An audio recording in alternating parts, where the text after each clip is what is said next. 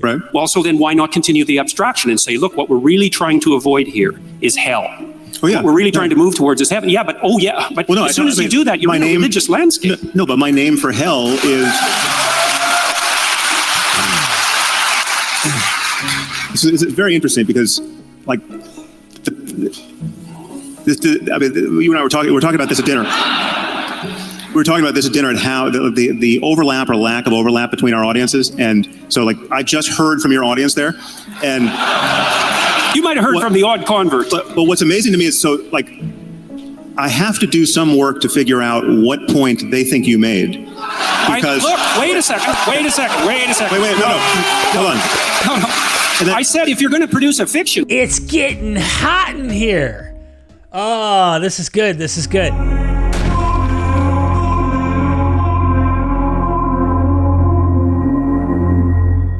Sam Harris versus Jordan Peterson, God, Atheism, the Bible, Jesus, Part 1, our reaction, Part 2. So if you haven't seen the first reaction, go back.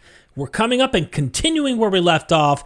Let's waste no more time. Again, this is getting juicy, and Jordan Peterson loves to squirm like a worm out of the argument and the obvious stuff that is right in front of him. What does the words mean? And all of this interesting stuff he's been doing for a long time. All right, here we go. Theology, because the sophisticated theology is, in most cases, inspired by a more and more modern recognition that, well, we can't read it literally because it either makes no sense or it makes barbaric sense, right? So we have to get away from the literal. And the more you get away from the literal, the more you are unconstrained by the text, and you can just broadcast on it anything you want to put there. And so, you know, the literal, there's no question that most generations of Christians who read Revelation expected the world to end in some literal sense of this kind of phantasmagoria. I mean, there was going to be a beast, and it was, I mean, this, so, you know, undoubtedly they thought this was going to happen in their own time, you know, under Rome. But this is if you're going to go purely literary on any of these texts, you are, on some level, you're playing tennis without the net. You're unconstrained by the text, and you can do with it more or less anything you want. But isn't that argument working at cross purposes with your other argument about dogma? No, because it's always tempting. First of all, there are lines that do not announce that they're susceptible to that interpretation. I mean, yes, you can. You can say, listen, Allah does not want us to cut the hands off of thieves. He just, you know, he meant. Jordan on the left is I don't know what he's doing. He seems like he's a little bit like he's not liking where this is going. Cut the hand of their volition rather than their actual hands, right? So you're constraining them rather than cutting. Now, sure, undoubtedly there was some Muslim somewhere who wants to interpret it that way, but it gets harder and harder the clearer the line is. And the problem with all of these texts is that there's so many principles. Again, I mean, so to read Revelation any way you want, it is still a problem that it is perfectly rational on the basis of reading that text to expect the world to end and for Jesus to be the only savior of it. Therefore, if you happen to be born a Hindu or born a Muslim or born a Jew who doesn't recognize Jesus to be the Messiah, you are screwed for all eternity. It's a funny thing, though. I mean, it's a strange thing, let's say, that one of the things we already agreed on, as far as I can tell, is that the antidote to pathological dogmatism is free, truthful expression, something like that. Is that? Yeah. Okay. Yeah, but one of the things I would say that's absolutely crucial to Christianity in particular is the notion that the thing that's redeeming is exactly that, and it doesn't matter. So it's universal truth. Now, if we both agree on that, the idea that the free expression of truthful speech is the antidote, let's say, both to nihilism and to totalitarianism, then the notion that might be embodied in something like the Word, which is truly, I think, the deepest of Christian ideas. The logos. Okay. The way that Jordan plays games to make things mean something more esoteric, you can do that with anybody. You can do that with anything. By the way, Orpheus was the same. I mean, there's so many ways to get around what seems to be the face value of the literature. How is that not the same claim? Now, let me elaborate it a little bit more completely. Please. So here's the strange thing. First of all, I agree with you, by the way, about the danger of flying off the text, right? About as you move away from the text, your interpretation gets less and less constrained. And I think it's also the same danger as moving away from the facts, which is, I think, why you want to ground values in facts. So I get that argument, and I think it's accurate. But here's something strange: is that this notion that redemption is to be found in truthful speech is actually embodied in Christian mythology, let's say, as a personality and not as an idea. It's actually something that you embody and act out. It's not just an idea. And that's why there's an emphasis on the idea of the embodiment of the word in flesh. It's a very sophisticated idea. I mean, it's insanely sophisticated. Hinduism has sophisticated philosophical ideas like this as well. I mean, but to pretend it all boils down to just ideas and metaphors and symbols, and there is nothing that is coming from these texts that is meant to imply something that actually happened, is to miss 2 Peter when he talks about, no, we were eyewitnesses. We saw him on the hill. There are a lot of claims and a lot of statements that you could take to the bank that are in the Bible. And Jordan is just coming from a tradition, and he's doing apologetics, in my opinion, to defend that. While I understand things can be nuanced a bit more, I think he's just kind of missing the point, because technically you can ask many Muslims and they might interpret their own text in the metaphorical way that Jordan is. And Jordan might go, no, that's a good accurate. But then he's just being one of those subjectivists who are saying, well, you can play with the text and then interpret it however you want, betraying his own absolute argumentation on morality, et cetera, that he always brings up. It's like, come on, man. Idea.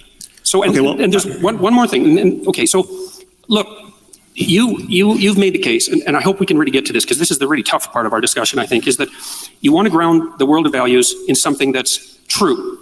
We can say objectively true, but let's just say true for a minute. And I share that desire, but the problem is that I can't see, and you actually state this in your book, I can't see how you can interpret the world of facts without an a priori interpretive structure. And this is an old philosophical claim. It's not unique to me. It's the claim of Kant, for example, that you can't get directly from the fact to the value because there's an interpretive framework that mediates between you and the facts. So first of all, I'd like to know if you accept that proposition. And then the second question would be, if you do accept the proposition, then what's your understanding of the nature of the interpretive framework? Because I think it's best understood, at least in part, as a personality, or as a story for that matter. So, well, I think our intuition of truth, the intuition that there's a difference between fact and fiction, or fact and fantasy, the intuition that we live in relationship to a common reality about which our understanding can converge, provided we're looking in the same direction with the same tools. I think it's certainly deeper than religion. It's not best captured by stories. Even if you could, as a matter of historical fact, point to its roots in story and myth and religion, that's not an argument that it's now in the 21st century best captured by story and myth and religion. I think it is a fundamental intuition to which our sanity, both personally and intersubjectively, is anchored. I mean, to lose a sense of objective reality is to lose the platform on which you can communicate with anyone or rationally expect anything to happen a moment from now. To think that your memory represents something about a prior state of the world and your beliefs represent something about a possible state in the future, all of this is anchored to a sense that there's a difference between knowing something really and just imagining it, right? There's a difference between perception and hallucination. All of these distinctions are born of this intuition. I think we have fundamental intuitions which are either impossible to analyze or can be analyzed with respect to only other intuitions, which we deem more rudimentary, upon which everything else we do as a matter of knowledge gathering and sense making is built. So the intuition that 2 + 2 makes 4, right? You at some point you learn basic arithmetic, and you learn what addition is, and it's demonstrated to you with objects, and you're shown you take 2 apples, and you take 2 more apples, and then you have 4 apples. Look, just count them. The intuition that can be. I feel like he has to break this down into such basic building up on how they are just viewing the world kind of differently. It's almost like Jordan is seeing the world as poetry. The world itself is this artistic symbol that's just all sorts of like story. It's just like this big story. And I get it because we're conscious being living out that story, but let's hear Sam continue. Generalized to any 4 objects, right? That it's not just a fact about apples, right? That this is something that we are clearly designed to have. There are places where it might break down, right? It might break down at the quantum level. It might break down in areas where our intuitions fail. We recognize those failures in science and mathematics by recourse to other intuitions, which again are unanalyzable. But so there is just this fact that we do pull ourselves up by our bootstraps, and that's not embarrassing. I mean, so what's the difference between and I'm not trying to trap you here. I'm seriously not. So there might be mathematical intuitions, a prioris, let's say. Kant identified time and space as a priori intuitions. Right.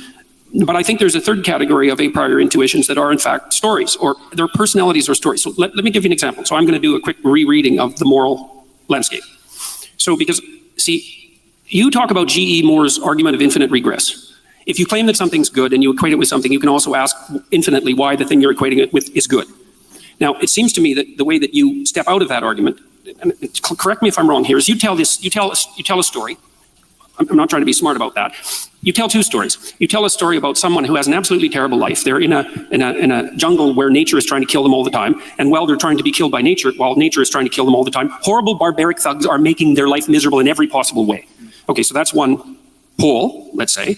And then another pole, you identify, and these are hypotheticals, so I guess they're fictions. That's one way of thinking about it, even though they're extracted from real situations. They're meta-fictions, they're meta-truths. That's another way of thinking about it. You contrast a good life, and that's a life where the person has enough to eat and enough shelter, and they have the things that you would expect people to want. You say, this is a bad life, and you say, this is a good life. And then you say and then you make a side move, which I would say is that that's an objectively verifiable fact.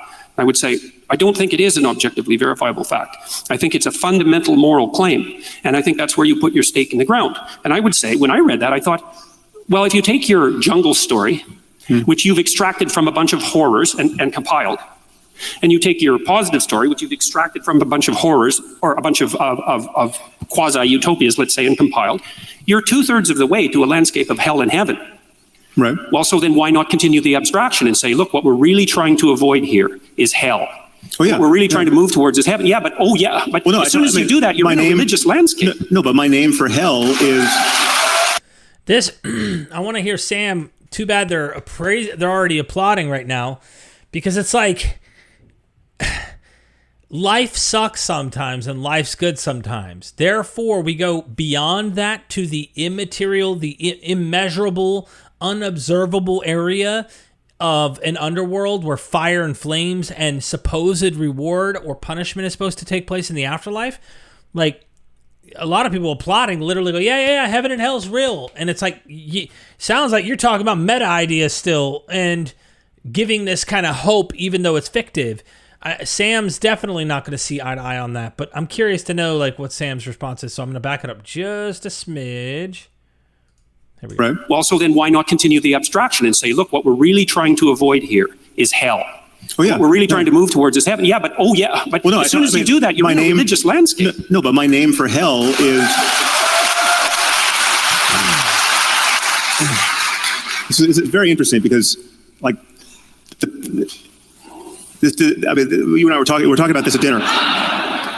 We were talking about this at dinner and how the overlap or lack of overlap between our audiences. And so, like, I just heard from your audience there, and you might have heard from the odd convert. But what's amazing to me is, so, like, I have to do some work to figure out what point they think you made.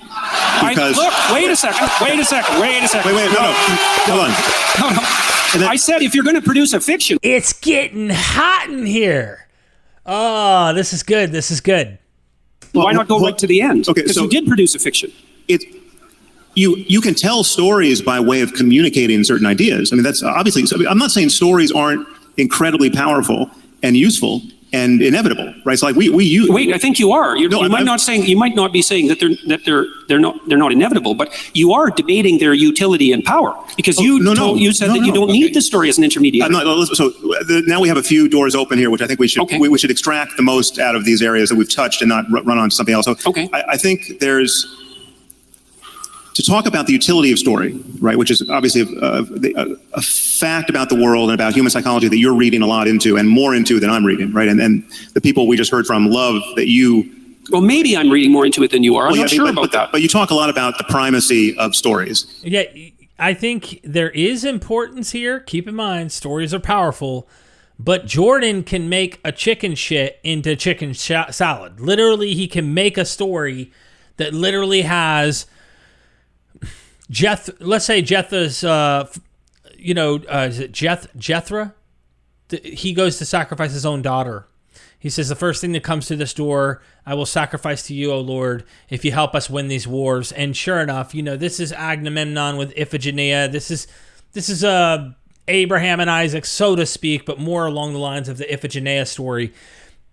At that point, you kind of have to go, okay, anyone who thinks this is literal or has any idea that this is supposed to be something practiced, mind you, many human civilizations really did shit like this, then you should pause. All right, before we get off topic, I want to see what Sam says. And you are trying to get me to admit that I helplessly resort to storytelling to make my points, right? Well, you did there. I think it's a good place for us to, and I don't want us to get bogged down, but I think it's a good place for us to touch this topic of the distinction between literal and metaphorical truth, which you might want to introduce. This is a great point Sam, I think, is hitting, because Jordan is the metaphorical king. He can take anything and spin it into narrative, and it's funny how he can paint even seemingly atrocious narratives in a positive light, which is what theology does often for many believers within the circle. Someone in the Islamic world might read about a conquest or a killing of a tribe or whatever and go, yes, bless the Lord. You see it all throughout the Bible, right? And they justify that's God's side and this is the enemy, so the enemy deserves it. On the outside, someone reading that is going to go, are you kidding me? He wiped out all the Jews in that tribe? Muhammad did? Yeah. Easily the subjective lens on what side you think is justified and right on, that you're going to easily find reason to sweep away those sins. So Sam is right in trying to go, what do you mean by literal and what do you mean by metaphor here? Because I've heard Jordan make metaphor more meaningful than literal, and they probably have a different methodology here. But because that in my mind, that covers this different emphasis on stories. Okay, briefly, but we are at 60 minutes, and we had agreed to go an hour and 15 before we start Q&A. So I agree that metaphorical truth is relevant here. Metaphorical truth is my argument that there are some things which are literally false, but if you behave as if they were true, you come out ahead of where you would if you behaved according to the fact that they are false, and so that these things hover in a kind of intermediate space. To call them false is incorrect. Right. And I hear Jordan wanting to call them true because they're so useful, right? Well, but you also look, this is what... For the Christian out there that's been listening to Jordan Peterson and wonder why he won't just blatantly say he's a Christian and blatantly... He's keeping you on a string here. I think he knows these aren't true in the literal sense. I think he knows these never happened. I think he sees the utility in it, and that's it. That's a big red flag to me. If I ever heard anything so far, Sam is pretty much letting the cat out of the bag right now. You're seeing behind the screen. The wizard himself was just witnessed. Happens in the moral landscape, I think. Tell me why I'm wrong, because I'm really trying to understand it. See, I think you dealt with G.E. Moore's problem of infinite regress by staking a moral proposition. And your moral proposition was, look, here's a way things can be horrible. And here's the way things can be good. Can we accept that this is horrible and this is good and that we should move towards good? And if the answer is yes, we can accept that, then we can proceed. And maybe we can even proceed with extracting values from facts, but we have to accept that a priori presupposition first. And you insist that we have to accept it because it's objectively true. And I don't think that's correct. So let me just get the proposition clear. Yeah. So my argument is that the worst possible misery for everyone is bad. That's hell. Okay, so hell is the religious. But it's a real thing. Sam's talking about real life, real world, real shit. Not hell in some afterlife. And to use that language is a bit slippery. And Jordan continues to use religious language with baggage that clearly has a literal intent and a literal belief behind him. What's he doing? Hijacking it, and I imagine using it as a metaphor, or doesn't mean it definitively the way everyone else has understood this term. Version of that, but you can forget about religion or whether there's a God or anything else. We live in a universe that admits of the possibility of experience. I'm asking you to imagine a universe where every conscious mind, every mind that can have an experience, is tuned to the worst possible experience for that mind for as long as possible.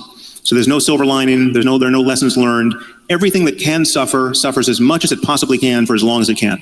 Now that includes human beings, it includes animals, and it includes future AI that we might build that can suffer. It includes beings that we will never know about, right? So my argument is that's bad. If anything is bad, that's bad. Okay, we don't disagree that hell is bad. If the word bad is going to mean anything, that's bad. And you can't say...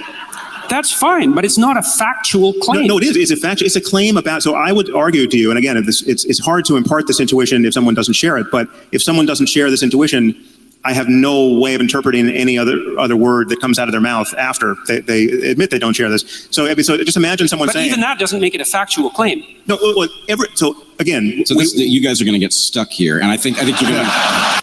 That sucks. Like...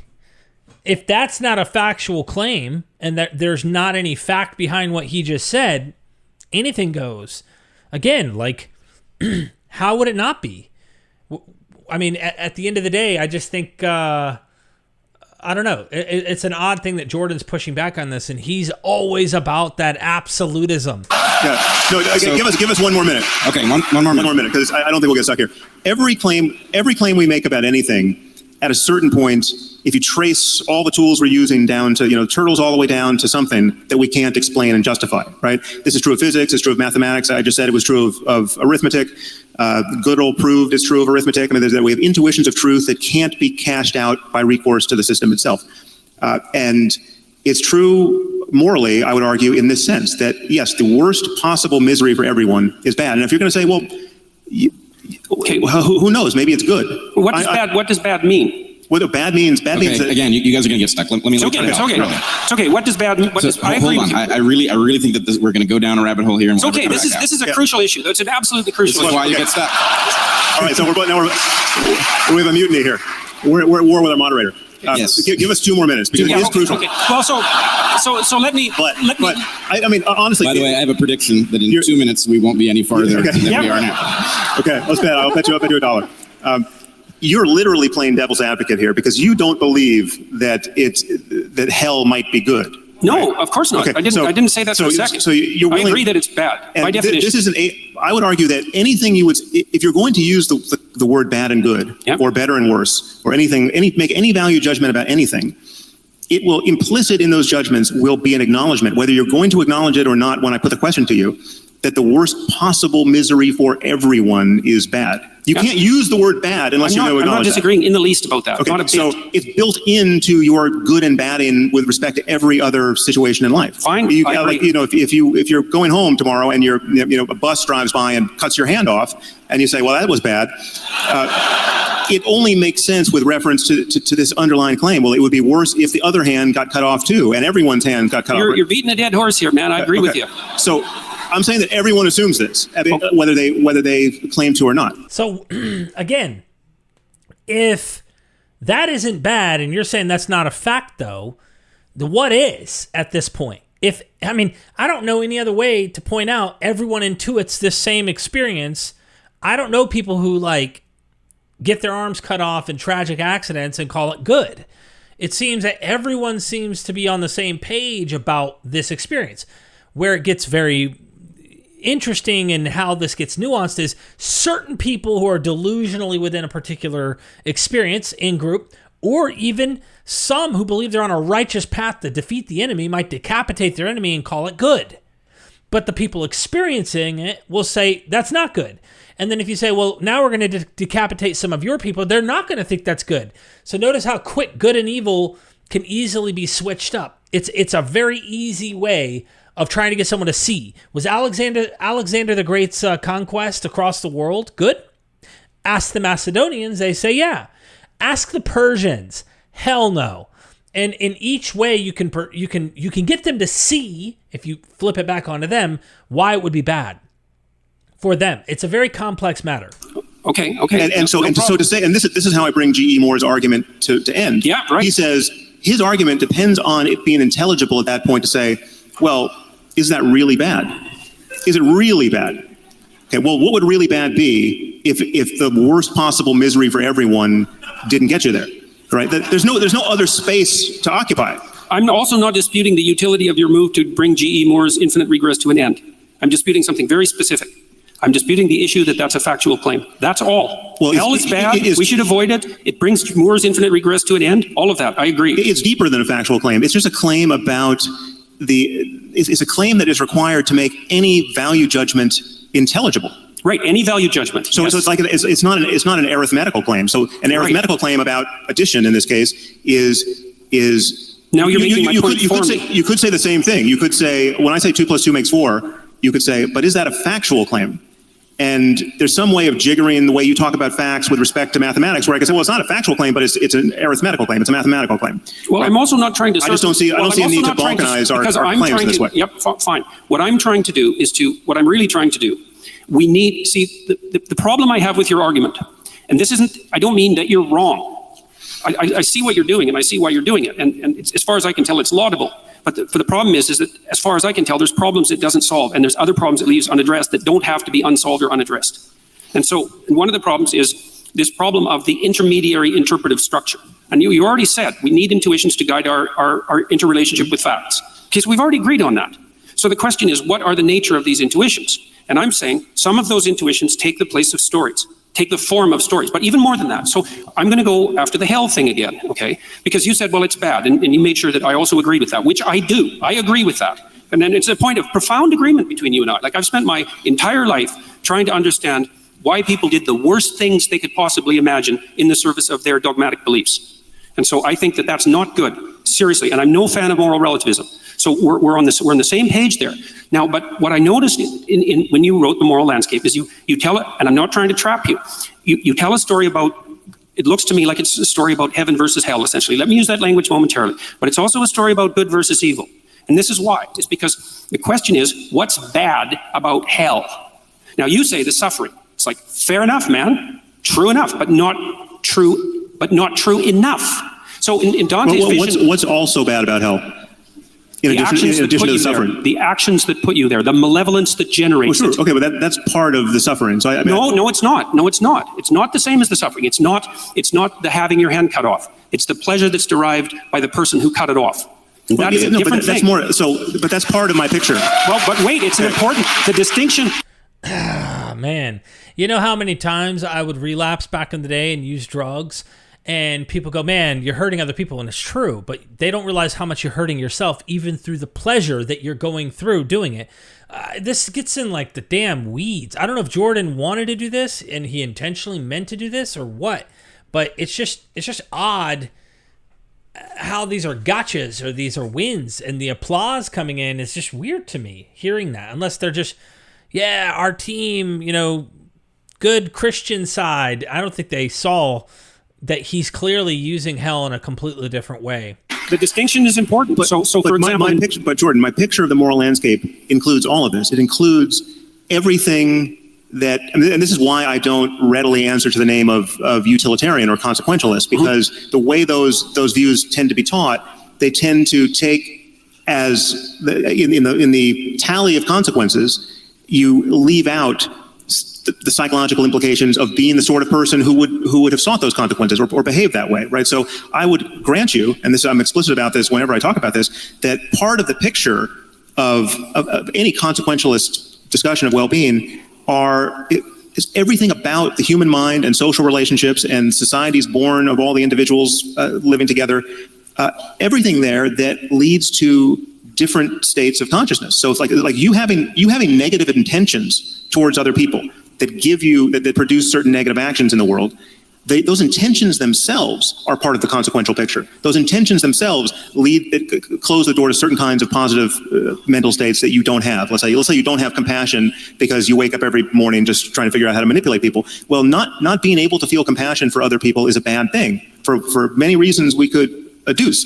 And yet the usual consequentialist picture just looks at what's happening out in the world in terms of the body count, and that's not it's all part of this picture. We're all talking. Anything that can possibly affect a conscious mind anywhere is part of the picture that I'm painting, that I'm calling the moral landscape. Okay, so I want you to let me step in. I think I can. We need to bring you guys in somewhere.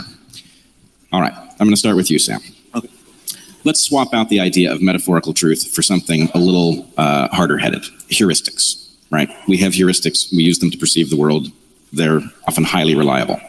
In fact, almost everything that you believe that lets you operate has to be a heuristic of some kind. I mean, if you decided to learn to drive and you got into the car and they said, okay, well, it's all quarks out there, right? You need to understand how quarks interact with each other. Not useful. Yeah. Right, not useful, right? What you need are some heuristics in which you can stipulate that there's something called a vehicle out there and you don't have to be overly precise about what it is and you learn to avoid it, okay? The heuristics vary a lot in quality. Some of them are really good. The periodic tables are really good, okay? The idea of gravitational potential energy is kind of crappy, right? If I have a phone on a table here, I can tell you how much potential energy it has by measuring its mass and its distance from the ground. But if I've got a hole at one depth on one side of the table and another depth on the other side of the table, I can't calculate it because it's a crappy heuristic. Works well enough in regular stuff. Right. Now, here's the question. What if these religious texts are heuristics through which most people simplify calculations that they are in no position to do based on the limited amount that they are capable of perceiving, the amount that they understand about the things that are in play? So they're deploying these heuristics maybe to reduce things that degrade well-being. If it were true that religious heuristics increased well-being by allowing people to actually, on average, operate in the world in a way that increased well-being, what would you say about them then?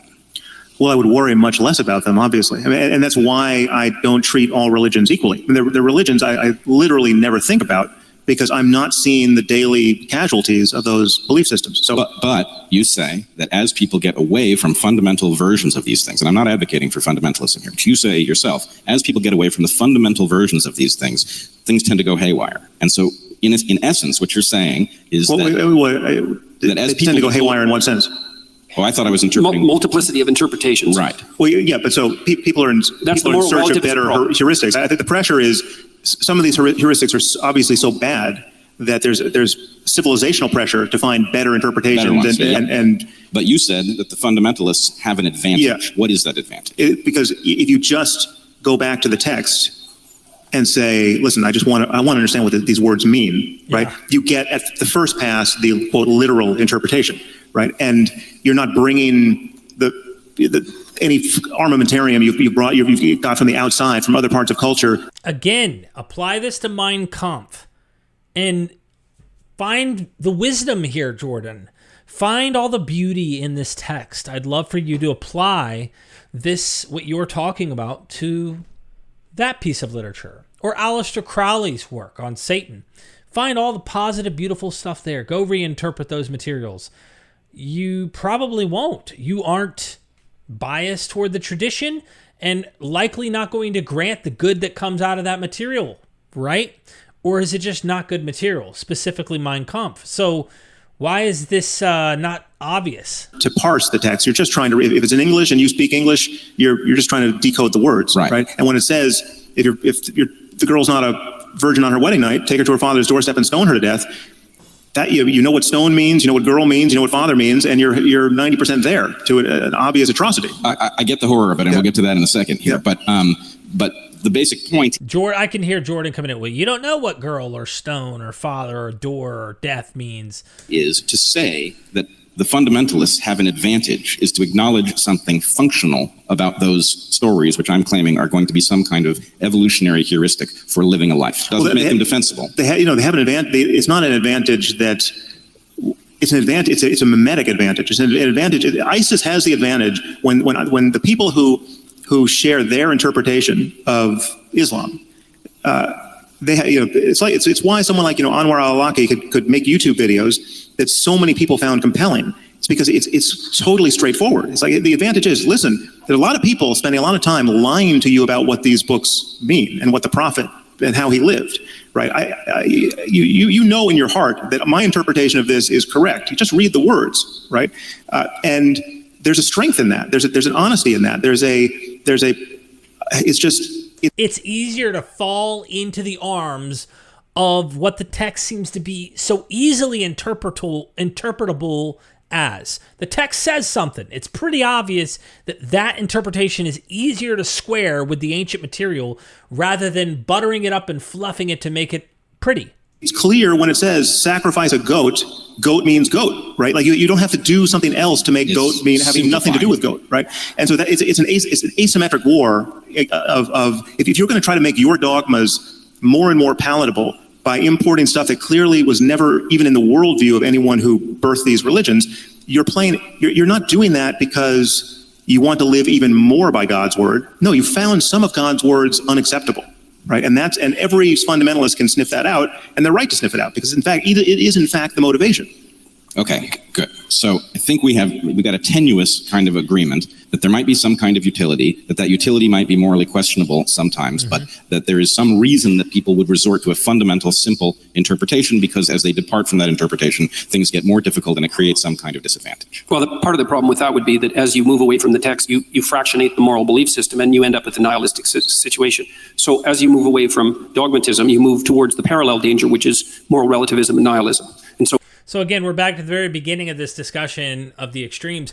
But I want to say this. Isn't it odd that later religions can literally develop based on earlier texts or traditions, or even out of nowhere, a cult can develop? And the people in that can literally find all the meaning and value and get sucked into the loophole of that cult. Like, why are we doing so much effort to try and fix this ancient book unless you are somehow making the book more significant, and I think humans do this, for our modern context than they needed to be? hopefully you can find some balance. So let me ask you. No, I want to ask you a question. Oh, yes, okay. Yeah. So and also, what time do we actually stop this part? We It's have, 10. I just missed the time card, but I think we have another couple of minutes. Okay. So There's no objective reality to time, I think. actually, it's a pretty good conversation we could have. But okay. So here's my question for you: is if we agree that there is some way in which religious texts carry some kind of value because they allow people to figure out how to navigate their lives in ways that might reduce suffering, reduce the complexity of the choices that they have to make, presumably you will agree that that would be consistent with an evolutionary interpretation, that the fact that the stories themselves are Yes. functional would provide an advantage to those who were deploying them. Yes. So here's the problem. Isn't it then also true that those stories are responsive to past environments? And so the claim that these things might be timeless would be suspect. And Yes. in fact, you would expect a spectrum of durability. Some stories would be right in a brief moment. And, Yes. Okay. All that's true. All that's true. So far, so good. Well, so far so good. This is actually, I think, quite excellent then, because what we have is a recognition that there is something to these belief systems that has to do with practical realities in the past, and we also have an acknowledgement that we cannot trust in these things based on simple faith, because even if they can be certain to have worked at some point in the past, we don't know what their relevance is to the present. Right. Okay. Fair enough. All right. So what? And I would say that's two things about that. That's exactly why we're having this discussion. And you see what happens in the most profound of such texts is the idea that the process by which your knowledge is updated has to occupy a position in the hierarchy of values that supersedes your reliance on dogma is the fundamental claim. That's why, for example, in Christianity, the notion is that the word is the highest of values. And that's the embodied word. And that's the thing that mediates between order and chaos. And everything else has to be subject to that. And I would say that's not a claim that's unique to Christianity. So, for example, Okay, no, I think because we're being told we're out of time here, so I want to give Sam his reaction to that as well, and then we'll move on to Q&A. Well, I'm tempted to... I'd almost want to just say, I don't know if the word is the highest. I think love would be described within Christianity the highest, but if you want to say the logos is love, go for it. Just ask Jordan a question here. I mean, it's hard to know what to say for tomorrow night, but I feel like we've got 3,000 people sitting here who would really like an answer to this question. You say you believe in God. You have been... No, I say I act as if he exists. You say what? I say I act as if he exists, Okay, which so- is a much more precise claim. Okay, so then what, but in this case, what... So you act as though God exists. Yep. And in addition, I've heard you say that I act as though God exists, that I can't really Well, be an atheist. so far it seems that. Right, yeah. We'll see. The night is young. Yeah. So in that sense, I'm not really an atheist. I've heard you say this. So that Well, some of you is. well, if Oh my gosh, dude, really? I were really an atheist, I would be far more poorly behaved than in fact I am. Right? I would be like Raskolnikov committing murders and assuming there was nothing wrong with it. It would be more likely, yes. Yeah. Okay. So Wait, that's a big distinction. I need Would to versus know. be more likely. What was that? It's a big distinction. How can you make that kind of claim. If you were a real atheist, you'd be committing murders and doing all sorts of atrocities. I don't get it. That you would is very different than it would be more likely. Taking the safety off the gun is not the same thing as shooting it, right? Yeah. The temptations laid open to Raskolnikov would be more at hand, Okay. just as they were to him. So in what sense do you mean, what is the God that you act as though he, she, it exists? And what is the God-shaped thing I must have in my life to prevent me from being a, quote, real atheist? Well, okay, first of all, I have to point out that there's no possible way I can answer both those questions in 2 minutes. Well, it's the same question. But, I mean, yeah, what do you mean by God? Okay, well, I'm going to tell you some of the things that I mean by God. Okay. We do have to get the questions. Maybe we're going to do this tomorrow. Yeah, maybe this is. Yeah, this is terrible, in my opinion, when he goes on and on about this stuff. I've seen Jordan do this kind of stuff, so a little irritated. But listen, there are 3 more videos after this. There are 3 more long videos where Sam and Jordan go at it, and I will be reacting to them. What do you think about this? I'm just a little bit like, Jordan, say something that you mean. Say something that actually makes sense and not just, I don't know how to describe it, like just making anything bend to his rules, so to speak, to make it work. Anyway, I don't know. I'd like to hear from you in the audience about this video. What are your reactions? Tell me in the comment section, hit the like button, and hey, hit the bell. If you like this kind of content, be sure to subscribe to MythVision Reacts. It's my new channel where I react to content. I hit the bell and, of course, share this out there. Until next time, see you then.